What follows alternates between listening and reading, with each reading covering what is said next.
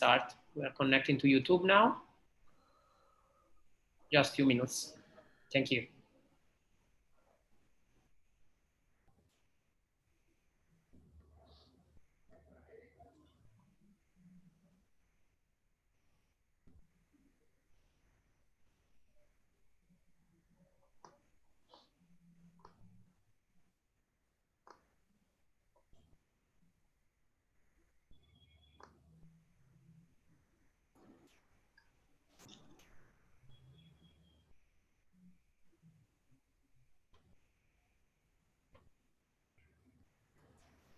Can I just go and come back? Yeah. She's not able to do it on live.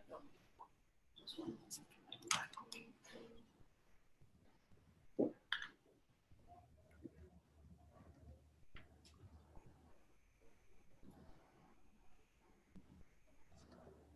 Ms. Hanan, I just brought for you the virtual tea. Oh, thank you. Wow. That's good. You kept your promise. I said there will be coffee. Great. They're trying to organize everything necessary. Perfect.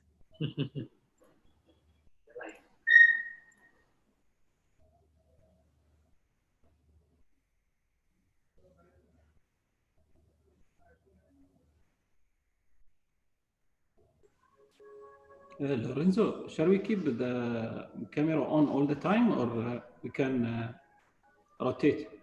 Yeah, it would be better if for you it's not a problem. I mean, or at least during your speech or answer to the question. Okay.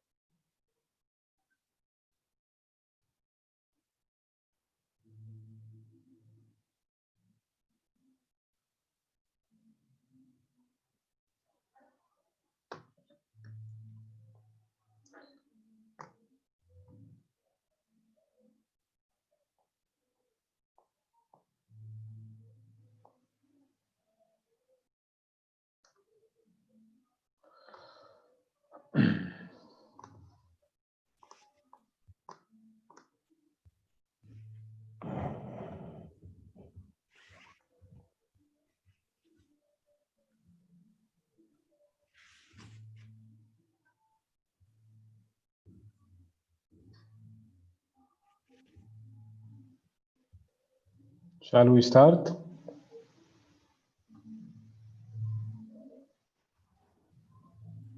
Yes, okay. We are technically ready and online. So, Mr. Sultan, you can start whenever you want.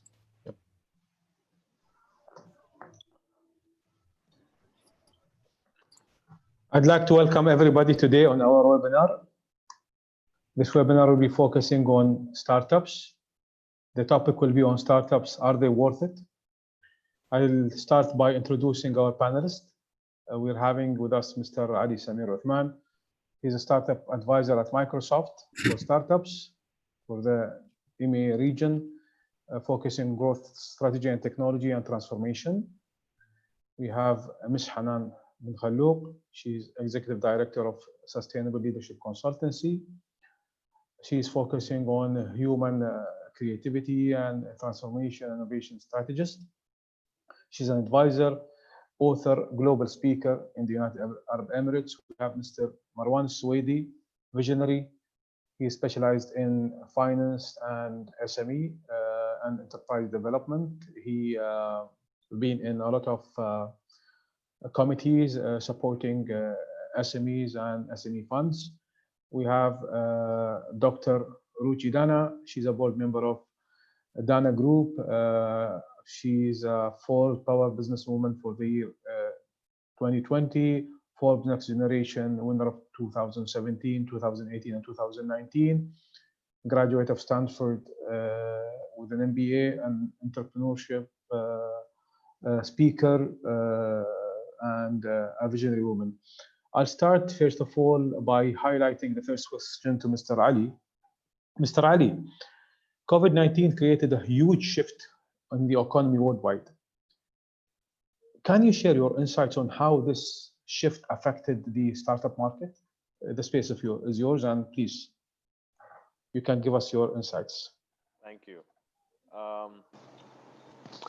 So yes, COVID-19 has been a challenging time for not just startups, but every single business out there. And just like with any challenge that we see in any industry, there are always opportunities.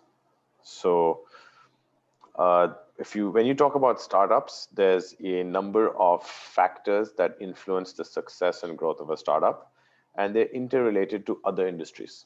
So what are those? In a broad sense, that is venture capital, which is the industry that helps fund growth for startups. Corporates, which are large enterprises or the corporate sector that works with startups, either in an investment capacity through corporate venture capital, or in terms of an innovation capacity where they're looking to work with startups and do POCs and proof of concepts to engage them into becoming either vendors or solutions that they onboard in their day-to-day. The ecosystem, which could be government-funded programs or incubators or accelerators that are for part of the private sector that encourage startup innovation and growth, and all of the above come together to shape policy. These are kind of some of the broad areas and kind of stakeholders in the ecosystem. Now, what have we seen as a shift in terms of COVID, right? We've seen a lot of things.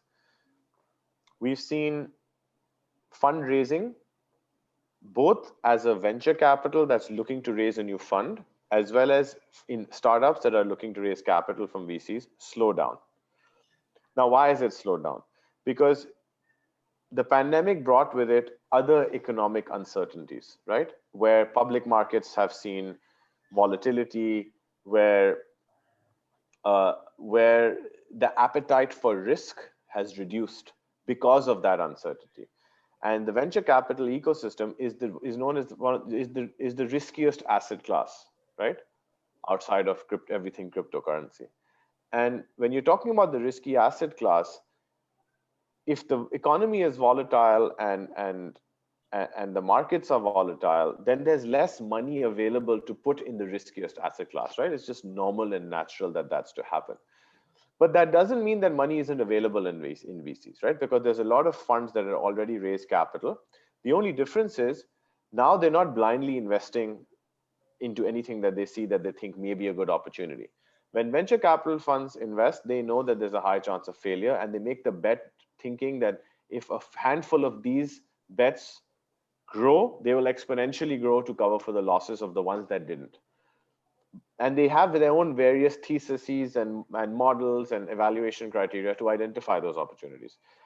But within that identification, there's been a slowdown, which has impacted a lot of startups, because before the COVID-19 pandemic and before this kind of economic uncertainty and crash, you were seeing very inflated valuations, and you were seeing crazy deals happening. And you know, just in our region alone, you know, we've recently read about startups that raised tens of millions of dollars in 2019, only to shut down today because their business models didn't make sense. They were very high cash burn. There was no clear path to profitability. So VCs also are using this opportunity to smarten up and say, you know what, we're not just going to give money away because we have limited money available. It's not easy to raise funds in this environment. And therefore, we will, in a very calculated and careful manner, identify startups that we believe there is a clear path to profitability, there isn't wastage of funds.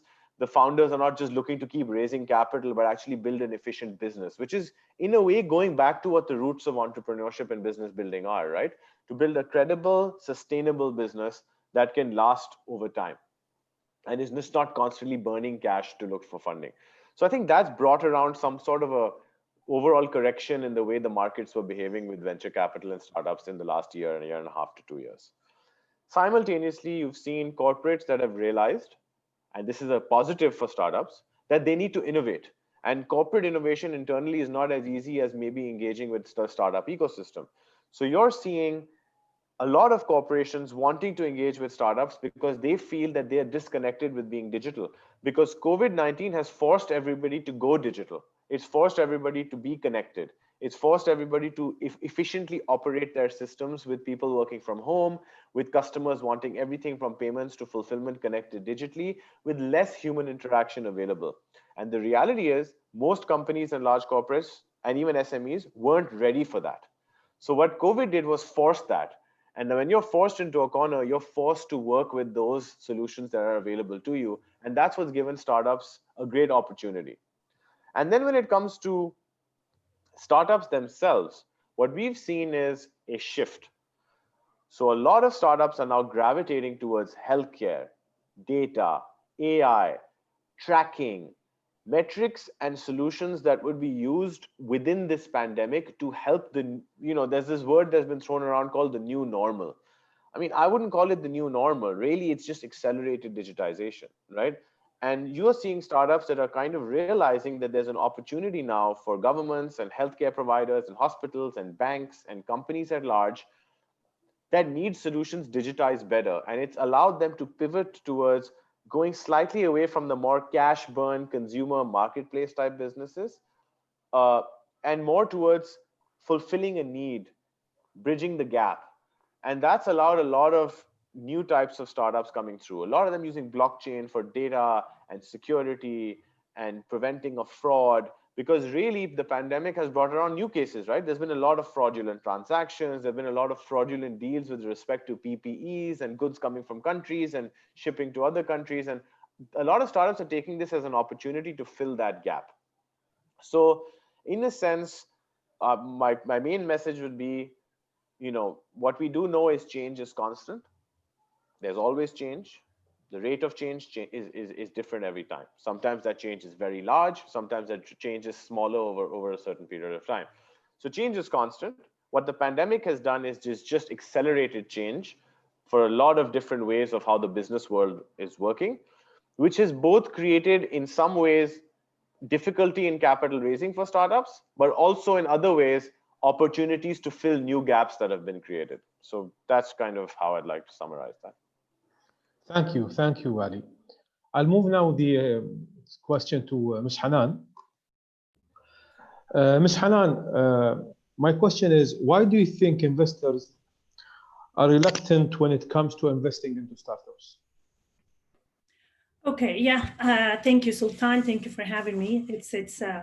It's a great topic, and I think we've gone a long way from the times that we were working on the entrepreneurship and innovation infrastructure at Mohammed bin Rashid Al Maktoum Foundation, if you remember.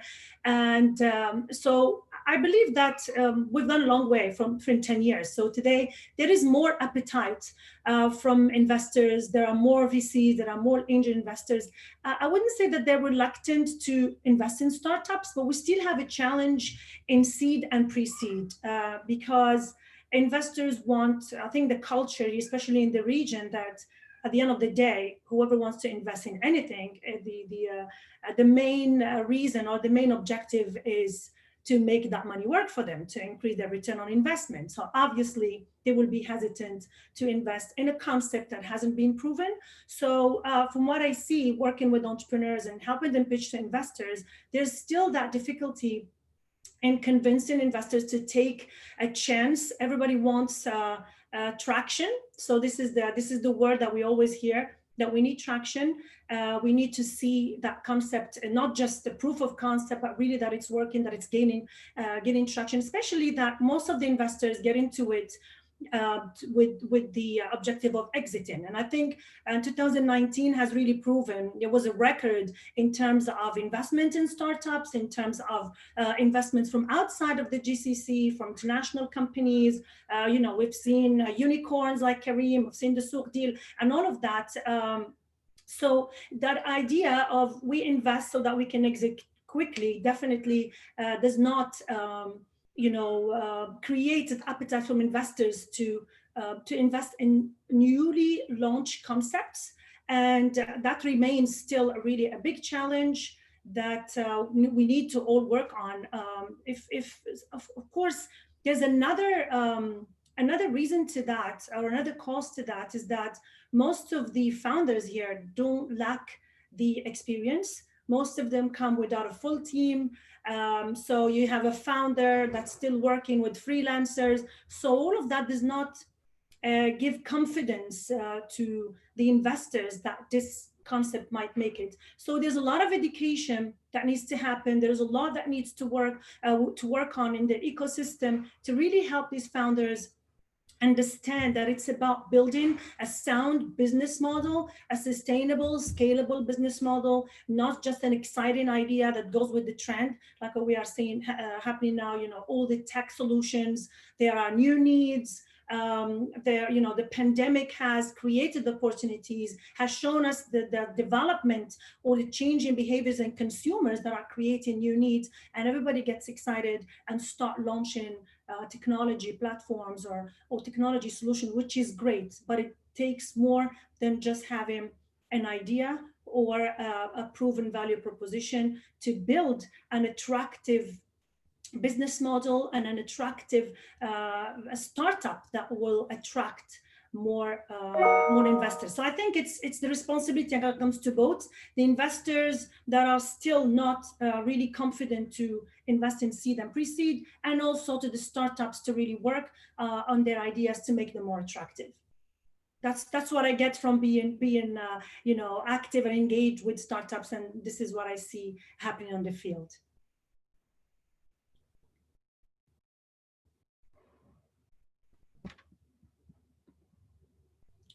I think you're muted. I can't hear you. At least I can't hear you. صوت سلطان أتوقع. I'll move to Marwan. Thank you, Hanan. Marwan, startup needs support from the whole ecosystem, consumers, regulators, and investors. What measures and initiatives should be taken by these main stakeholders? Please, you can take the table and answer the question. Marwan, I think you're on mute. I'm on mute. I'm sorry. Sultan, well, as you said, like SME startups, they cannot succeed by themselves without having a holistic approach from the entire ecosystem. When we talk about the entire ecosystem, we talk about it starts with the leadership. So let us take UAE as example. We see that the leadership is taking care of the entire system. When we see like Mohammed bin Rashid establishment for SME, this is an indication of the top leadership are supporting the SME system. We have Khalifa Fund, which is again from the top leaderships. We do report that into the executive council. We have Saud bin Sagar and Ras Al Khaimah, and all other funding and supporting SMEs entities. So the government is is the first one. The second pillar is the regulatory framework. When we talk about the regulatory framework, we take at least example, which is the procurement government. Government procurements give, I think the law got approved last year to get at least 15% of the government purchases from SMEs. That will by itself is going to enhance the cash flow cycle in the SMEs. This is the second pillar. The third pillar, the ecosystem, which is the government, the local government entities or the federal government entities, in terms of facilitating and incubating some of these startups. We talk about big companies and or large entities within UAE, like Emirates Airline, like Mubadala, like Etihad Airlines, how they are going to activate their role within the SME ecosystem.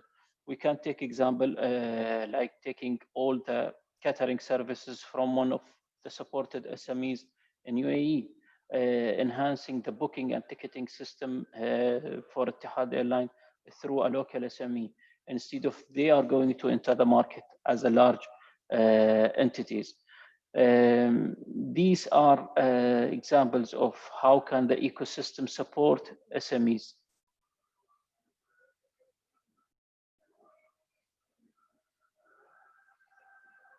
Thank you, Marwan. Welcome. Actually, you're right. The whole ecosystem should be combined collectively to support the entrepreneurs and create a proper ecosystem that will enhance and enrich the whole environment. I'll move now to Dr. Ruchi. Dr. Ruchi, as a successful businesswoman recognized and awarded by international organization, can you elaborate more on what are the risks startups face and who they should work with to move these issues to opportunities? Sure. Thank you so much, Sultan. It's a pleasure to be here.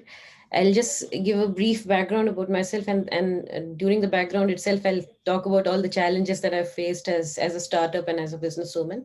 So I was born and raised in the Middle East. I was born in Libya, that's in North Africa. And then when the Libyan sanctions happened, my family moved to Dubai. So I did part of my schooling from Libya, part of it from Dubai. And even as a child, I was very curious about like breaking up toys, making new inventions out of those toys and doing something like that. So I went to India for my medical college, and even during my medical college days, I was working a lot on low-cost medical devices. I was really passionate about building things with my own hands. I was the first student of my university to get travel grants to go abroad and present papers and publish papers. So I really wanted to commercialize these devices. That was my dream. So when I went back to India and I wanted to commercialize these, I spoke to my professors and like the best of professors in my medical college. But like nobody really understood the language of business, because like in medical colleges, you rarely see startups or new kind of innovations. Like even the best of professors, they would be happy to publish like one more paper in a peer-reviewed journal. But like about starting a company, that's something that's very difficult, and everybody's sort of scared because they don't really understand the language of business. So that's the reason I thought I should go for an MBA. I applied to various business schools. I got through into almost all of them. I got a full scholarship from MIT Sloan, but when the Stanford results came, and I really got excited and I chose Stanford. And one of the reasons for choosing Stanford was that Stanford had the Stanford Biodesign program. So what happens there is that it's at the intersection of various disciplines. So there are doctors, engineers, lawyers, PhD students, MBA students, everybody comes together to solve for unmet clinical needs. So that was a time that I was really excited, and our team actually won the NIH grant from the US government to actually find needs, and I led a trip to China, and it was really exciting. So that's when I understood that it's really important to be in and be surrounded in the right ecosystem, because like you can have dreams, you can have ideas, but ideas, unless executed, they're worth nothing, right? So that's why, like, and to do that execution, you need to find the best of co-founders. So currently I'm working on a low-cost robotic surgery startup in which like my co-founder Fred has already sold 4 medtech companies in the past. He was a guest professor at Stanford. So like you learn a lot from that ecosystem. So that's one of the things I would suggest, that it's really important to choose your co-founders carefully. And the second important thing is that you should be really passionate about what you're doing, because like there are times in a startup's journey when like there's a sudden peak of excitement and then there's a trough of sorrow, because like suddenly you realize that your product doesn't fit the market. There's no product market fit. So that happened in our case as well. So when we were dreaming about this robotic surgery startup, we were thinking that we would get AR and VR and all of that into the device. But when we went out and spoke to the customers, that's the doctors, we realized that the doctors are not ready to wear the headsets right now to do surgery. So we just realized that this is something that maybe it's something futuristic. Maybe the medical college students might be happy with it, but the experienced doctors, they're not ready to change their entire system of working with like the heavy headsets. So we pivoted our product many times. So that's again a very important part, that it's important to get out of the building and speak to the customers. I took Steve Blank's Lean Launchpad class at Stanford, and he used to like scream at all of us that get out of the building. You don't need to sit in the lecture theater and learn anymore. You just have to go out and speak to the customers. So that's when we all realize that it's the customer is really important for a startup, and you have to make sure that you're complying to his needs and you're modifying your product to his needs, because ultimately he's the one who would be buying for your products. And the best like example of a product market fit is that if you are able to sell to your customers without paying for any online advertisements or anything like that, that's the best example of product market fit. So I think that's really important. Apart from that, the other main struggle that startups face is that you should never run out of funding, because that's a deep dangerous situation to be in. So I would suggest, like especially for all the women entrepreneurs out there, to try out various non-dilutive sources of funding. There are a number of like startup competition, pitch competitions in which you can win prizes in cash or in kind. Like they give you like some Google ad credit and all those things, and that's a huge saving on your entire budget. So those are the non-dilutive sources. And there are also grants that are available, especially in medtech. So we actually applied for the NIH grant again. So these are things that you can continuously look for.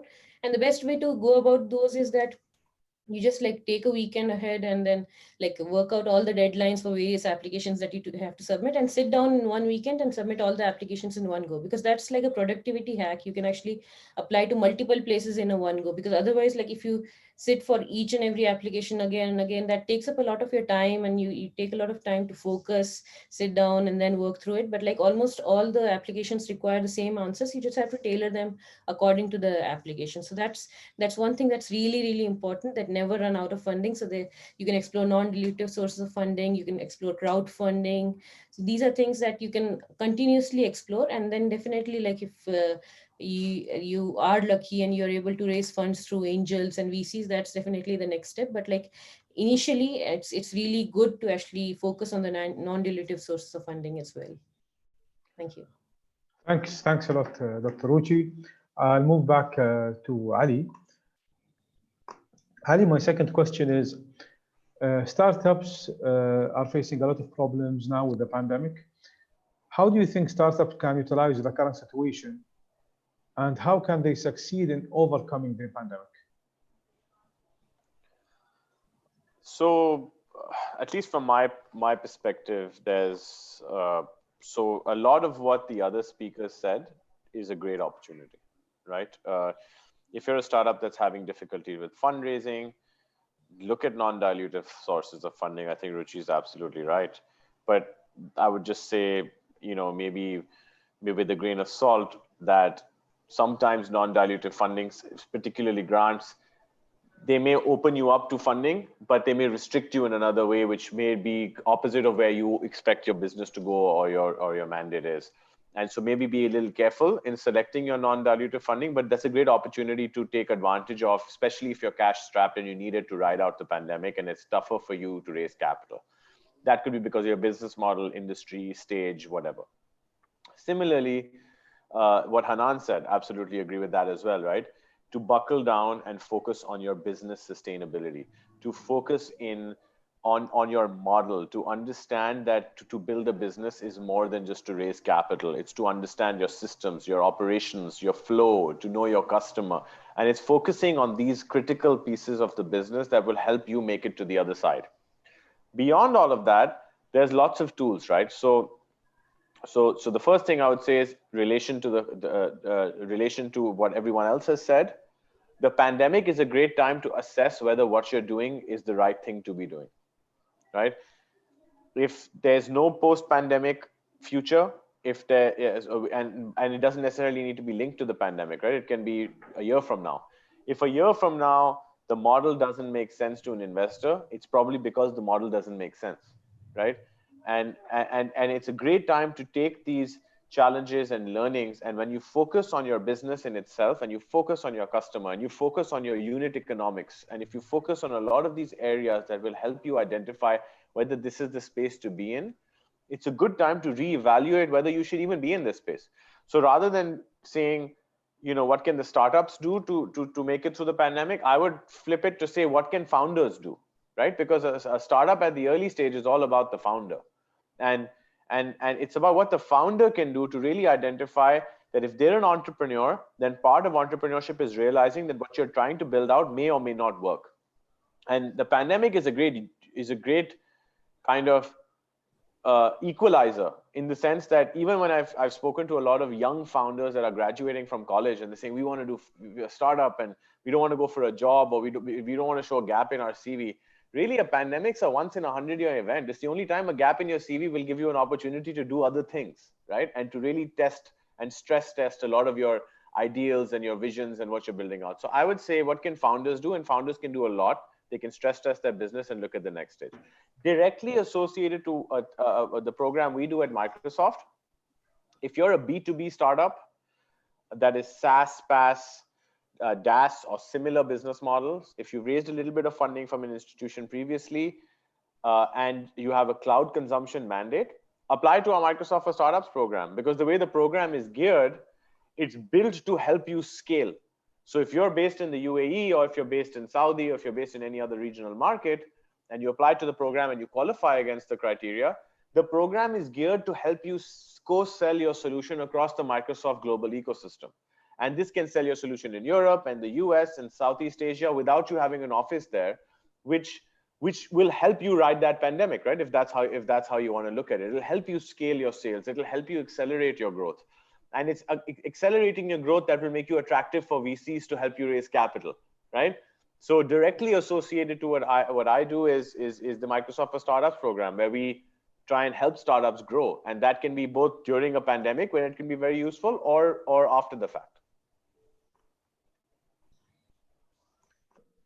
Thank you, Ali. Your insights are valuable and really added a lot of value to the session. I'd like to move now to Ms. Hanan. Sure.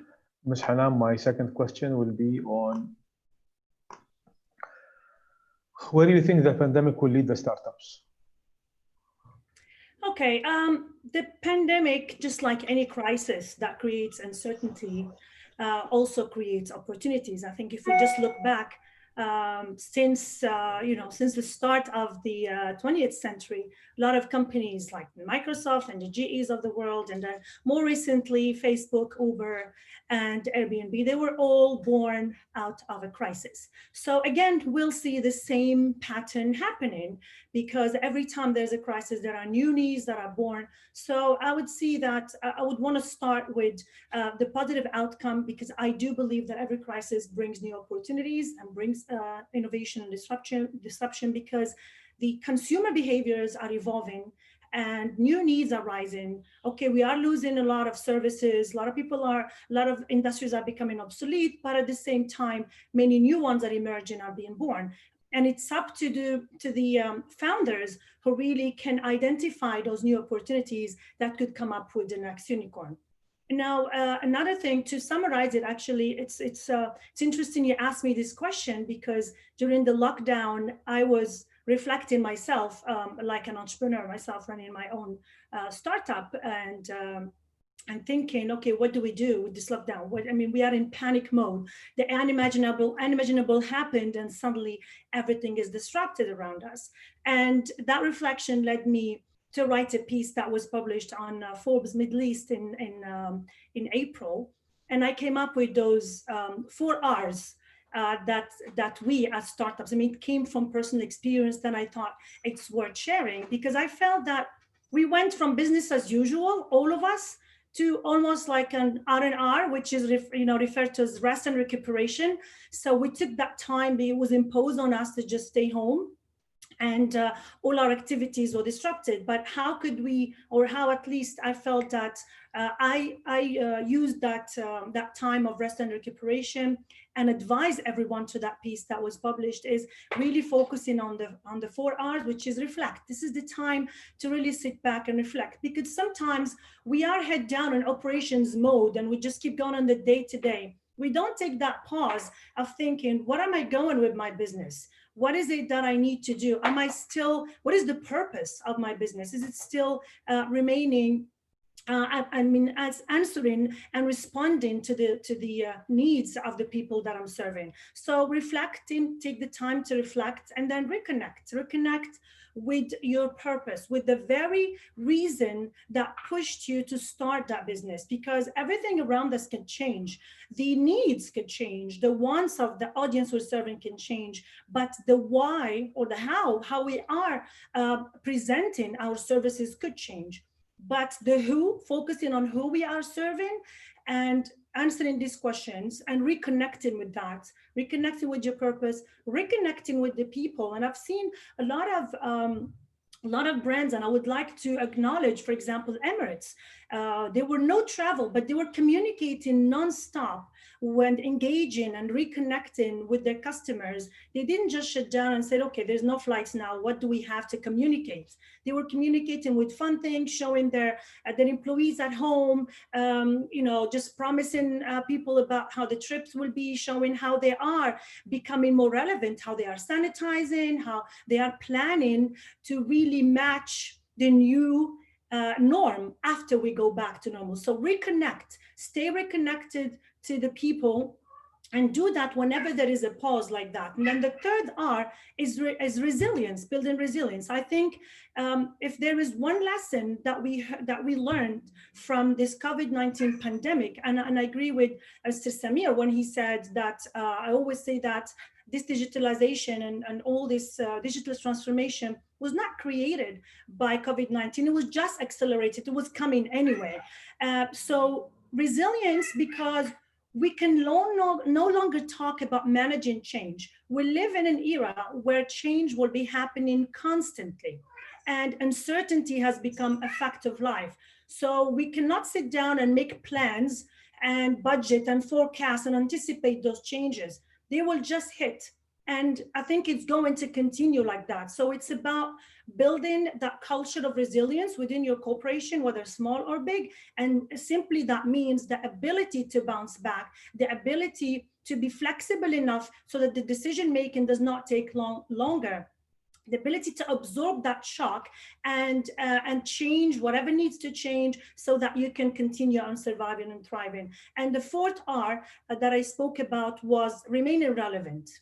So no matter who you are, and we can just look back at all the giants that crumbled. If you've seen the list that was circulating of the companies that went bankrupt and more to come, they were leaders in their industry, but they couldn't sustain it. So it's no longer about being the expert or the pioneer or the leader in your industry, but it's always about asking the question, am I relevant to today's need? So everyone has to continuously assess their company, their business model, the skills of their people, their skills themselves as CEOs. Am I relevant to today's? This is going to happen even in the workforce.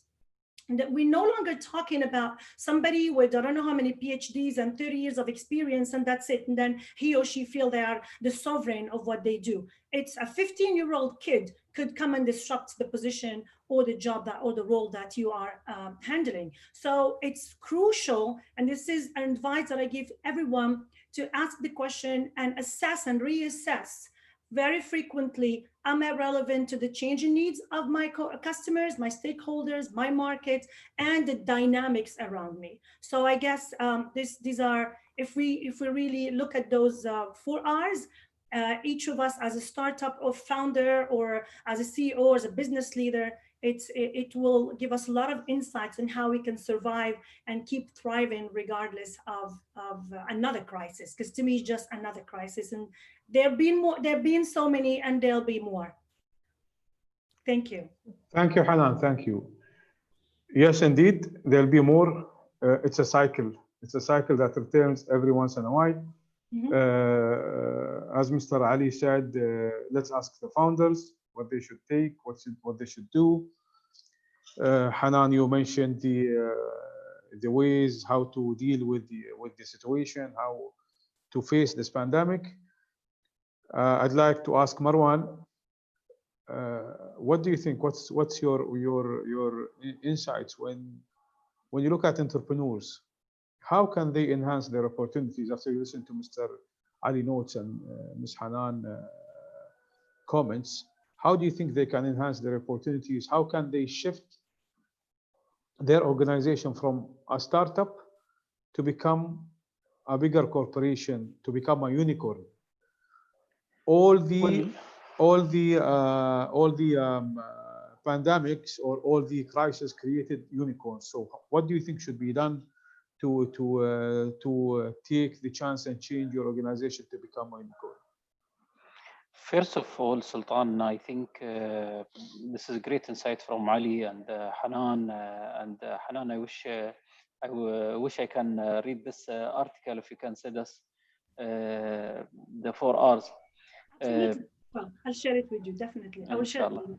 Thanks. Yeah. See, the main thing that each entrepreneur, they need to understand that not all the entrepreneurs will become like Steve Jobs, or will become like all of the entities, SMEs will become a unicorn. But at least what we encourage them to be sustainable, to think about a product that appeal to the consumer demands and can be enhanced on a regular basis. During pandemic, Sultan, what we encouraged, what we saw actually, the entrepreneurs are stagnant. Most of them, they wanted to sell what they used to sell before the pandemic. For example, if we talk about like food and beverage entities, restaurants, they just stopped doing businesses because of the pandemic, while other entrepreneurs thought about differentiating or a different business model of catering the food and beverage. Some of them, they have contacted agencies, which is the agencies after the sick people. So they contacted them, they created a contract of delivering the foods to the patients. They found ways. We encourage entrepreneurs to be agile. Think about agility, like Ali said. The founder needs to understand that the business is not about one product and he has to stay with that product forever. He needs to change the product, customize it based on the consumers in different countries, in each economic cycle. For example, if we talk about the glass manufacturing, some of the businesses has shifted from glass manufacturing because the demand has slowed to produce the glass shields for the doctors and the medical equipments. So they found ways how to change the business model, even if it is for temporary reasons. So this is something that we encourage the entrepreneurs and the startups to think about: being agile, think about the consumer demands, understand it better. This is the main things.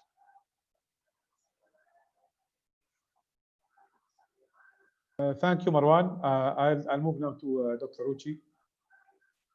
Dr. Ruchi, my question is regarding investment in technology. With the pandemic, with COVID, most of the investment houses is moving towards technology. Companies' valuation increased in huge percentages that we cannot even predict or even imagine.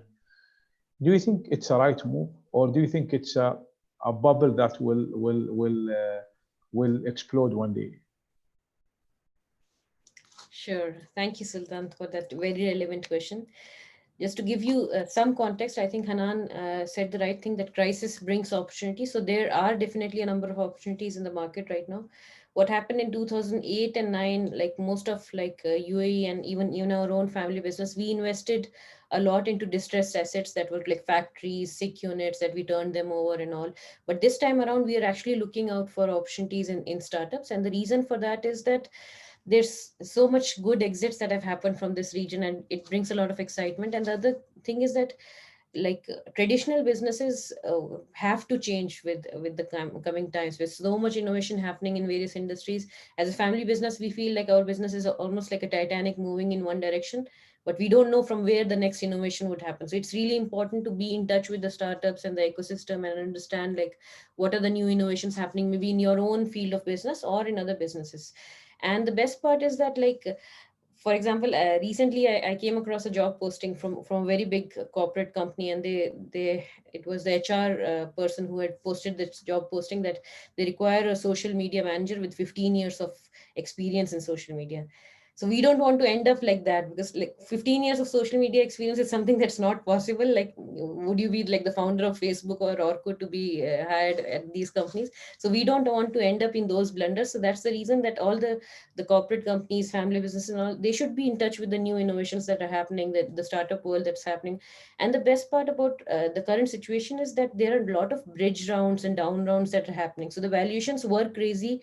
It was almost like a bubble, but now there's a lot of correction happening in the market, except for maybe 2 or 3 sectors like edutech and health tech. These are sectors in which like there's a big balloon right now. There's a big bubble because like these are sectors that everybody is looking at suddenly, and like that's the reason the valuation is still rising. But if you look at other sectors, like there are so many other sectors to look at, like electric vehicles and all, in which those sectors might be even relevant to your own industry, because that's how you're able to do the due diligence in these startups. Because if you understand like the product market fit of these startups, that's when it will be much better for you to invest into these startups, and the startups would also get a lot of feedback from strategic investors like you. So I think like the best part is that the valuations are going down for most of the startups, except for a couple of key areas in which like the valuations are going up. So it's a good opportunity to invest.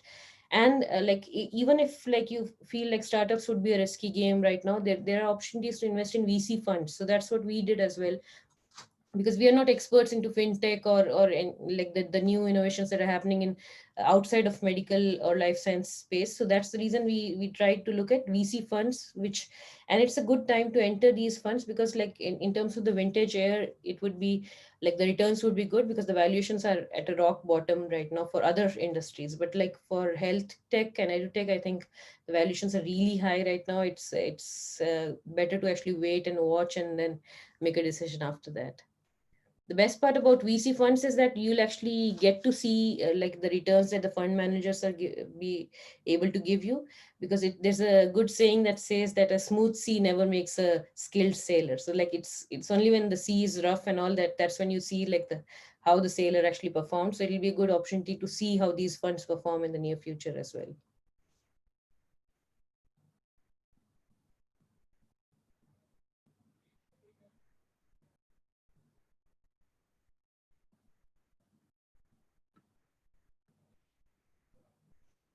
Thanks a lot.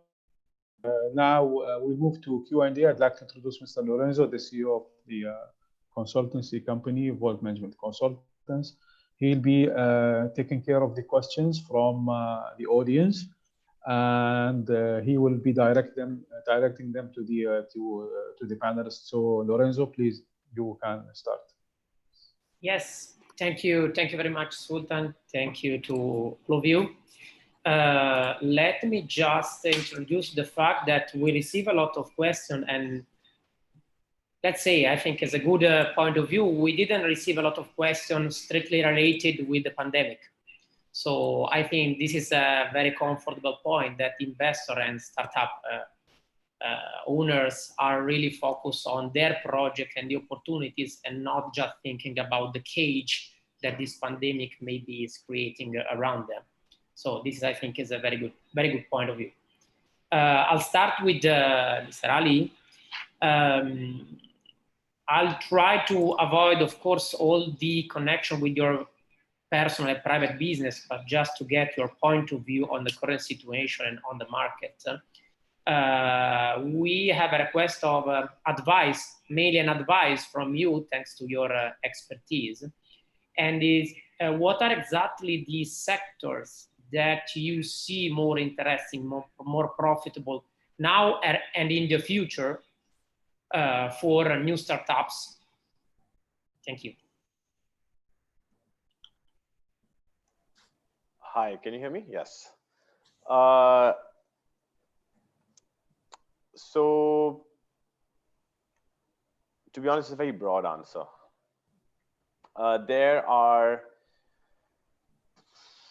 There's different types of companies and different types of founders, right? So there are those companies that are always looking for an exit because they feel like they can create a certain valuation from their business and someone is going to come and buy them because they have a large customer base. Personally, for me, that kind of model I don't agree with it. Personally, I'm not a fan of it. but that model suffices for any industry, right? Because really you could be in any industry and inflate a valuation and try and sell it. And guess what? If you get lucky and someone wants to buy you, or your customer base is worth a certain amount to somebody, you've done well, right? You've exited. But for me personally, I'm more a fan of founders and businesses that are looking to build sustainable businesses, that are looking to focus on their unit economics, their value, their market, their demand, their customer need, the opportunity, right? And they're looking to solve a problem.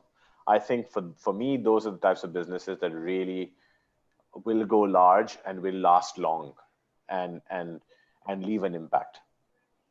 So when we talk about those types of businesses, because I personally try to look at those, I think where success lies is a natural evolution, right?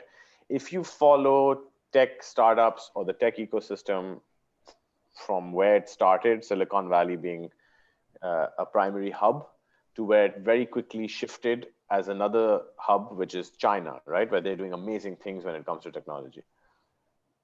In both, you will see that there's a certain theme, right? Typically, it's around access to financial services. If there's no access to financial services, transacting on a technology platform isn't easy. The masses can't transact because they don't have access to digital financial services, right? Similarly, you see typically any country that's evolved with startups or technology or digital evolution, it started with marketplaces, e-commerce companies, e-commerce marketplaces. That has over time then expanded into fintechs and more complicated B2B SaaS companies and so on and so forth. So really, I would say when someone is asking, what do you think the future is? It's very different to answer that question, right? Is it, what do I think the future is in the UAE? What do I think the future is in Middle East? What do I think the future is globally, right? And so it really needs to be a little bit more specific. If you ask me holistically, I look at the region as an opportunity. And why? If you take the region from Egypt to Pakistan and everything in between, you have some markets that are like the UAE, Saudi Arabia, Oman, that are rich economies with a government that is very active in creating an ecosystem for startups. They're providing infrastructure and support and services, and they're bringing the best-in-class organizations to the country to help grow, right? But what they don't have is a very large market. The market is small. So when it comes to valuation and multiplier effect of businesses, that market will not give you that multiplier. So you have to look at other countries in the region that are much larger to capture that market share. Similarly, you have other countries in the region like the UAE, Pakistan, Turkey, that have a huge population in comparison, but they don't have the money to support the tech ecosystem and the startups, and they don't have access to infrastructure like the government in the UAE is supporting their companies with, right? And that's where you have to look at the opportunity regionally, because the market in itself is too small to get that exponential growth and scale and therefore impact the valuation. So where do I think opportunities lie? I think opportunities lie everywhere, right? It's where you can identify a problem and solve for it. Globally, where do I think opportunities lie? I think if you're doing a tech business today, and if you're not embedding artificial intelligence and machine learning into whatever solution it is, whether it's tech enabled or pure tech, it's a mistake. Because that technology is capturing so fast that there will always be opportunity in the artificial intelligence space, as long as you're looking to use digital to automate processes, right? Where do I see the future? Any business that will replace a human being has potential. That can be in health tech, fintech, ad tech, ed tech, anything. Any tech solution that can replace a human interaction or human service will be the future, right? Now that has a positive and a negative. It has a positive because it creates a lot of value, it creates efficiency, it creates valuation for the startup and the solution. At the same time, it makes people redundant who aren't geared for the digital economy, who will lose their jobs as a result of that digitization. So there's a pro and a con when it comes to those opportunities. So for me personally, I think opportunities are everywhere. It's how you identify that problem, how you solve for it, and the country or regional context that you're in will define where you should create those businesses. That's the best way I can answer that question. Thank you very much for the answer. Thank you. We have one question for Ms. Anand. More than one, actually. I tried to summarize some of them. And so you, during the answer of the previous two questions, you clarified very well, of course, the details about the 4 Rs. You spoke about the sustainability and the fact that the business model has to be scalable. And you spoke also about the needs that can change. Right. So a suggestion that one of our attendees is asking you is, what are exactly the key points for a successful business model? So let me clarify a little better the question. We saw also a question about the evaluation game. So when you want to create really your startup, you need to be more focused on the financial part, like, payback period, ROI, or skip that point and go focus on the core technology, core solution of your project. What are your suggestions about this? Yeah, my suggestion is that we, the right business model happens with the intersection of 3 elements, which we use with the design thinking approach. Is there's something that is desirable by the people, which means it solves a real problem. And I think I aligned so much with Samir when you were speaking. I was just nodding because this is exactly what I stand. And that's why I always position myself as an advocate of human centricity, because building human-centric business models mean building business models that solve real problems of humans. Even if you are bringing the most disruptive technology, it has to solve an existing problem for it to be human-centric. So it's the intersection. If we draw 3 circles, the right business model and the right innovation happens when you start from what the people want and need, and what is solving a complex and valid problem, not something that you just imagined and thought it was exciting. And the context, again, I'm almost repeating what Samir said, the context of the market and the audience that you're serving is crucial here. And then we think about technology. Technology is just a resource. It's just a tool that helps us bring that service to the audience that we are serving. So it's about, and then it's about the commercial viability. So we need to create a business model that comes in between. It starts from who we are serving, what is the problem we are solving? Is it a problem that is valid, which means there will be a need, people will be willing to pay money for that because it's a valid problem or a valid need. And then is it feasible as far as technology? So here the technology comes and then we talk. So it's a chain actually. And then is it viable commercially? So it's a whole process that we need to focus on if we want to build the right sustainable, scalable model that not only focuses on creating traction, exit, bringing. That's going to continue. That's why I was answering the question about evaluation again. Yes, it is there. But all I'm saying, with all the flops that we've seen happen, especially last year, I think they will be, and from my interaction with some VCs and investors, at least I'm talking about the context of the market that I'm active and engaged in, we will see a lot of corrections and we'll see more focus on due diligence. And of course, some VCs are in it, as I said, are in it to exit it. They just see the potential, they invest and then they exit themselves. But I would suggest, and I believe, and I anticipate that the future business model has to be the one that is human-centric, scalable, and viable financially on the long run. I hope I answered the question somehow. Absolutely, absolutely. Thank you very much for your answer. I have now a question for Mr. Marwan. I actually tried to merge 3 questions on the same topic. So basically, for new startup and new investor, would governments be a good point where to start with their project, for example, to increase the revenues of the government itself on a specific sector? So that could be a goal where to start. Lorenzo, I don't know whether I'm going to answer. I didn't understand the question right, but is the government, you mean as a buyer or and any government any government, when you create a new startup, you can look at the public sector or specific need of the government or private sector need of the people, of the social life. So these are the question where it goes, where we have as a startup developer, where we need to be more focused, in your opinion, more on the government side, more on the private sector? Yeah, see, SME, I think they are well sensitive to the cash flow. So when we speak about the government, we are talking about big budgets. We're talking about government spending, which is higher than the private sector spending, at least I think within this region. So of course, startups, they see the government as a good supplier, as a good buyer for their products. They will try first to approach the governments.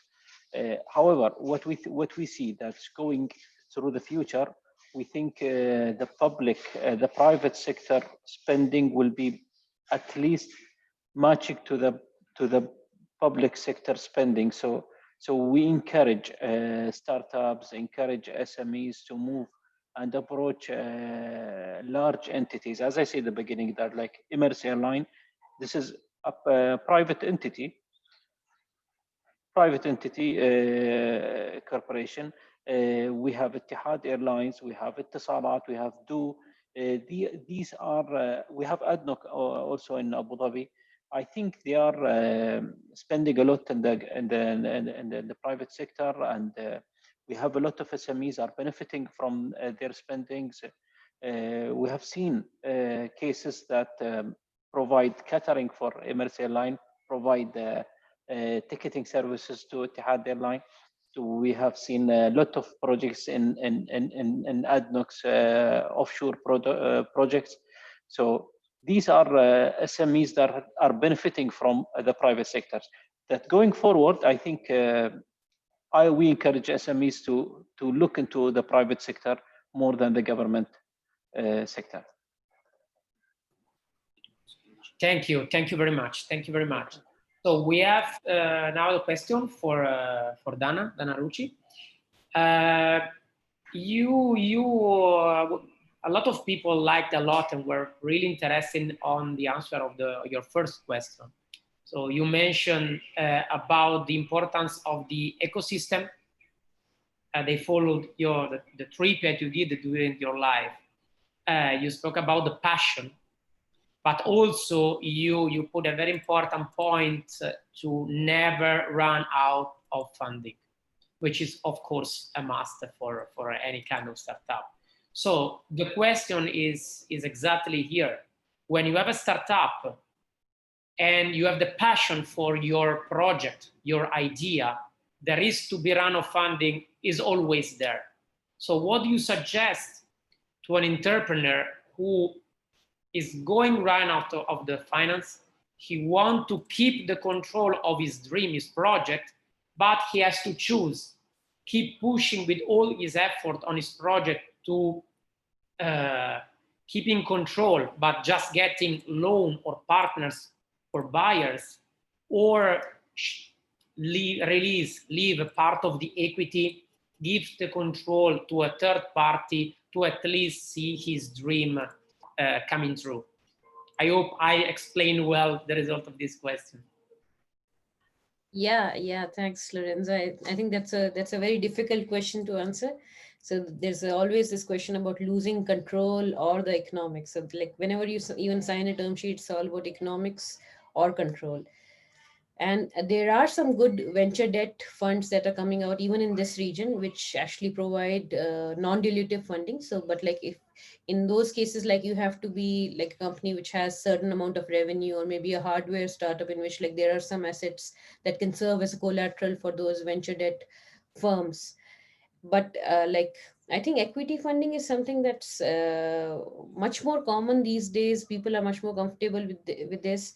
But the best part about it is that it's really important to find the right investor, not just dumb money, but people who can actually back you and help you in the long run, like strategic investors, because that's really, really important for the success of your own startup as well. Because if you just get capital, then there might be like you might be able to reach to a certain place, but if you get the right investors in your startup, like the right VCs or the right angel investors who have the right kind of network or portfolio companies who can support you along the long run, then that actually leads you to be really successful.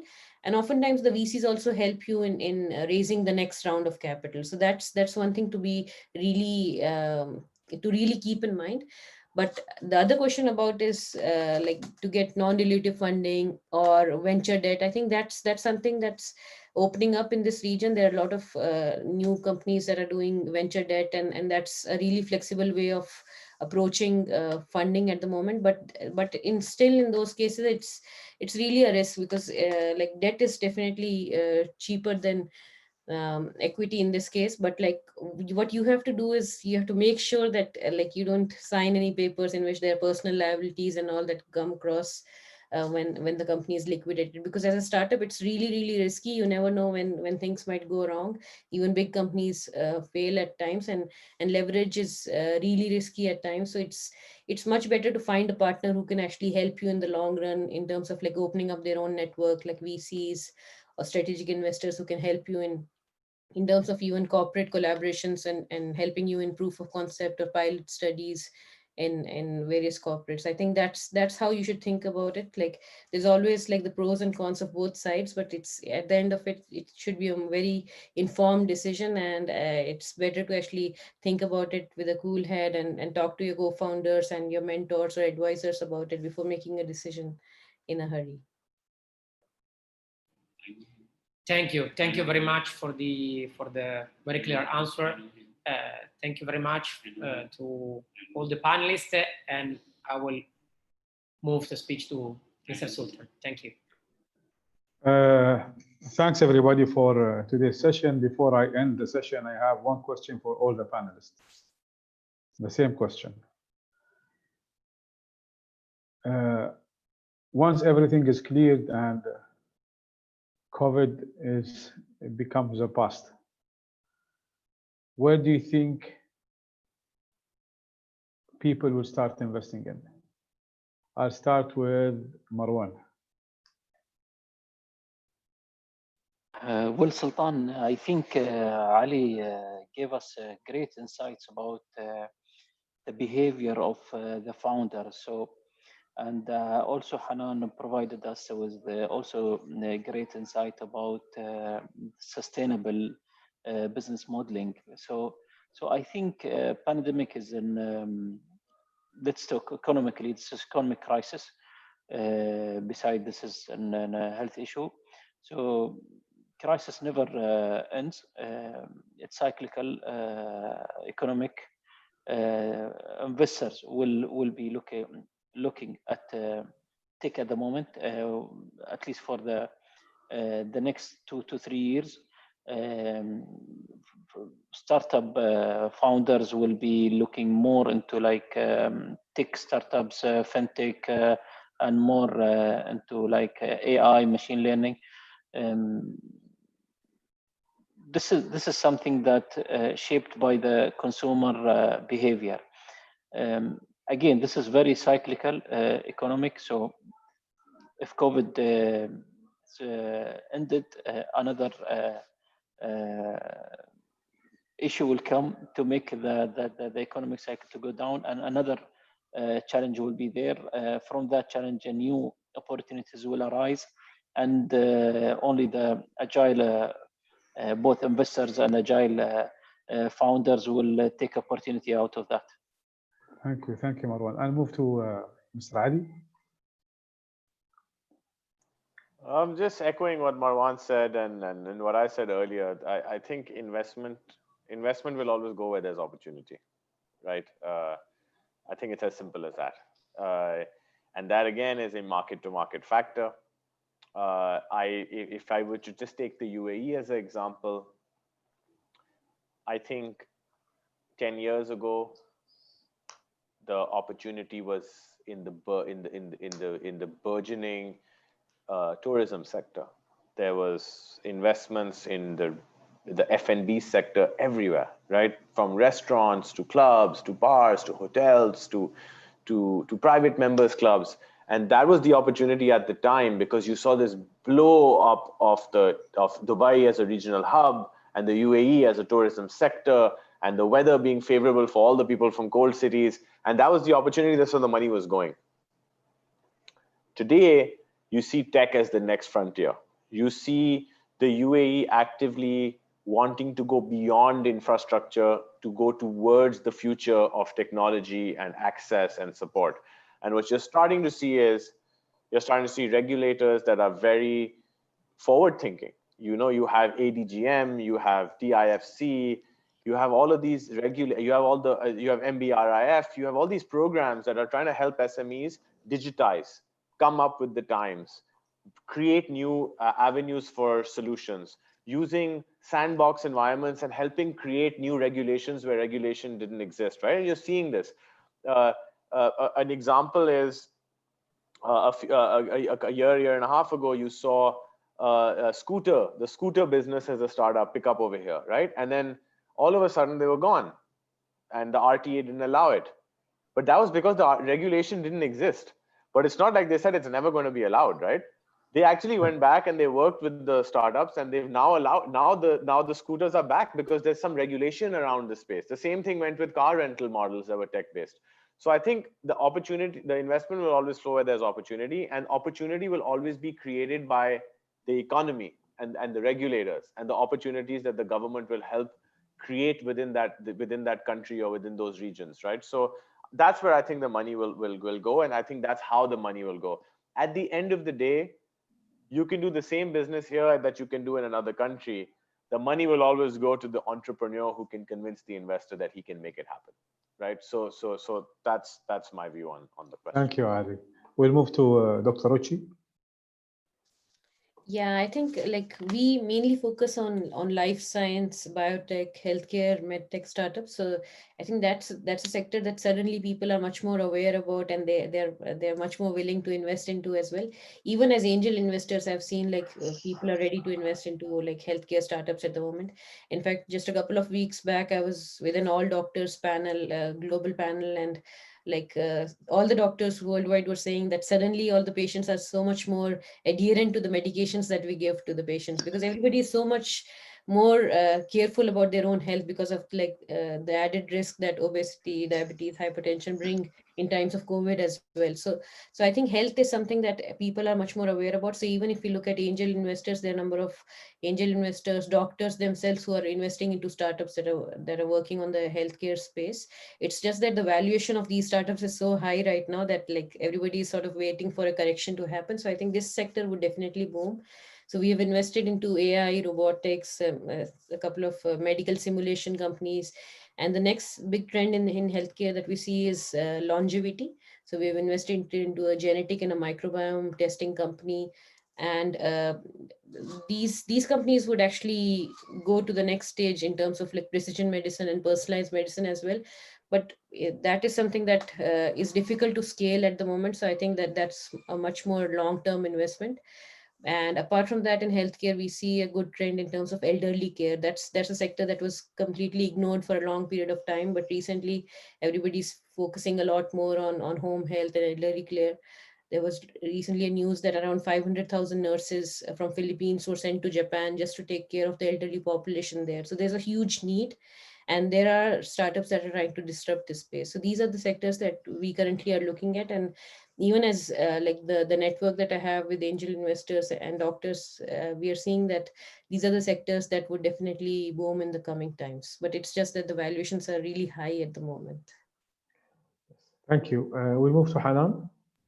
Yes, I believe I would start by saying, let's again go back and reflect to what did this pandemic or this crisis trigger in us? What are the needs? What are the pitfalls that were identified when the crisis hit and disrupted, our lifestyle, the way we work, the way the kids go to school. So from those problems and from those bottlenecks that everybody felt, this is where opportunities lie, because we go back and say, okay, what could have been better you know, if it was there, then it would have facilitated. So I would say, of course, health, edutech, fintech, agri-tech as well, because a lot of, you know, with the disruption of supply chain, a lot of countries have started moving around, you know, having self-sufficiency, especially with, you know, with the food, especially in the region here. So I think that agri-tech, edutech, and remote work as well would be